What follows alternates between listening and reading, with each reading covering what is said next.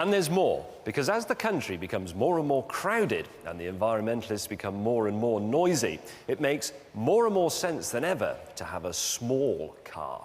There are lots to choose from. I've got a selection here: Volkswagen Polo, Suzuki Swift, quite nice actually, and the Citroën C1. The trouble is, none of these cars are really small. They are, in fact, massive.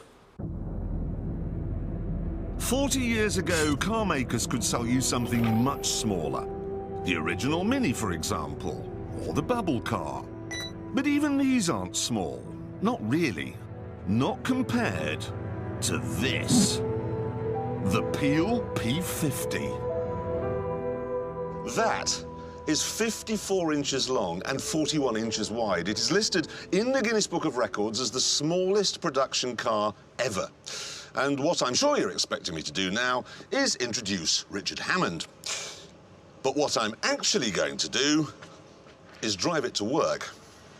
All, 6'5" of me.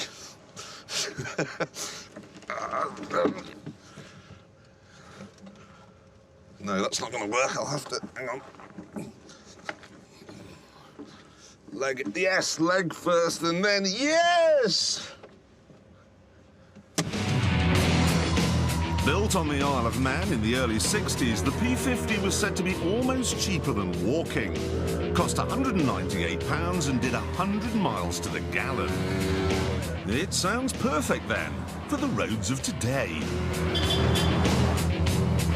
Of course, there are one or two drawbacks. Can't imagine, for instance, that it's terribly safe. Not when your knees are the crumple zones. And nor is it very fast. What I've got down here by my right knee, in the cabin, making an awful lot of noise and generating quite a bit of heat, is the 49cc engine from a moped.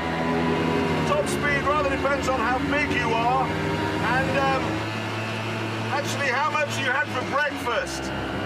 But realistically, even the skinniest, shortest chap with the whitest of teeth will struggle to get past 35.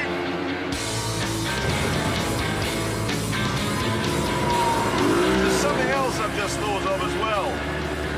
I have to pay congestion charge in this part of London, but the camera crew in the Lexus 4x4 don't because it's a hybrid.